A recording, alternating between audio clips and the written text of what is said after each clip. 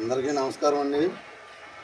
మరి ఈ రోజున విజయదశమి అనగా మరి తరతరాల నుంచి యుగాల నుంచి ప్రసిద్ధిగాంచిన రోజు అని చెప్పేసి మనం పురాణ ఇతిహాసాల్లో కానీ వేదాల్లో కానీ మన పెద్దలు పురాణ పురుషులు వీళ్ళందరూ చెప్పడం బట్టి మనం తెలుసుకున్నాం.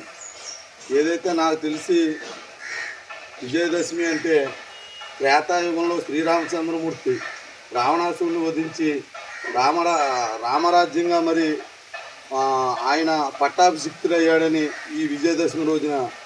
అలాగే ద్వాపర యుగంలో కౌరవుల మీద మరి పాండవులు మరి శ్రీకృష్ణ పరమాత్మ యొక్క మరి సపోర్ట్ తోటి ఆశీస్సులతోటి వాళ్ళు యుద్ధం చేసి గెలిచి అక్కడ కూడా రాజ్యస్థాపన చేశారని, అలాగే మరి శ్రీ కనకదుర్గమ్మ తల్లి మహిషాసురమర్దనం చేసి లోక కళ్యాణార్థం ప్రజల్ని రక్షించిందని ఇలా చెప్పుకుంటూ పోతే విజయదశమి అంటే మన భారతదేశంలో కానీ మరి మన సాంప్రదాయంలో కానీ మంచి పెద్ద ప్రసిద్ధిగాంచిన రోజు.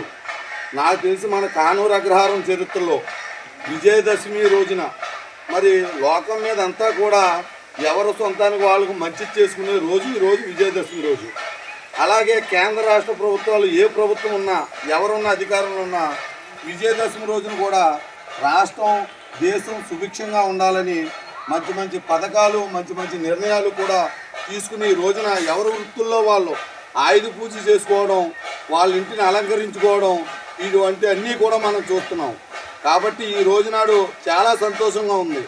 ఎందుకంటే ఒక సొంతానికి వ్యక్తిగతానికి కాకోకుండా కానూరు అగ్రహార గ్రామ చరిత్రలోనే ఈ విజయదశమి పర్వదినం రోజున మరి అక్కడ కళ్యాణ మండపం కాదు కానీ ఇక్కడ ఏదైతే ఎన్టీఆర్ కాలనీలో ఉన్న ఈ స్థలంలో కానీ మంచి చేసినందుకు మాకు చాలా సంతోషంగా ఉంది. ఎందుకంటే ఈ విజయదశమి రోజున వ్యక్తిగతంగా సొంతానికి ఎవరి లాభానికి కాకోకుండా గ్రామ శ్రేయస్సు కోసం గ్రామాభివృద్ధి కోసం ఈ గ్రామంలో మంచి చరిత్ర నిలిచిపోయేలాగా ఈరోజు ఈ రెండు కార్యక్రమాలు కూడా దిగ్విజయంగా మరి కేంద్ర రాష్ట్ర ప్రభుత్వాలు మన కూటమి ప్రభుత్వం ఏదైతే ఉందో మరి కూటమి ప్రభుత్వంలో శ్రీ నారా చంద్రబాబు నాయుడు గారు, పవన్ కళ్యాణ్ గారు, అలాగే మనకి గౌరవ మంత్రివర్యులు కందులు దుర్గేష్ గారు, అలాగే మరీ ముఖ్యంగా మరి గౌరవనీయులు మాజీ శాసనసభ్యులు తెలుగుదేశం పార్టీ ఇన్ఛార్జి శ్రీ బూరుపల్లి శేషారావు గారి యొక్క సహకారంతో గ్రామ ప్రజలందరూ సహకారంతో ఆశీస్సులతో మరి ఆడ కళ్యాణ మండపం గారు కూడా మరి మళ్ళీ రెండోసారి శంకుస్థాపన పనులు ప్రారంభించడానికి అక్కడ మంచి ఇచ్చేసాం. ఇక్కడ కూడా ఏదోటి గ్రామ ప్రజలకి ఉపయోగపడేటట్లు కట్టించాలని చెప్పేసి ఇక్కడ కూడా మంచి చేయడం జరిగిందని ఈ సందర్భంగా గ్రామ ప్రజలందరికీ కూడా మరి తెలియజేసుకుంటున్నాం.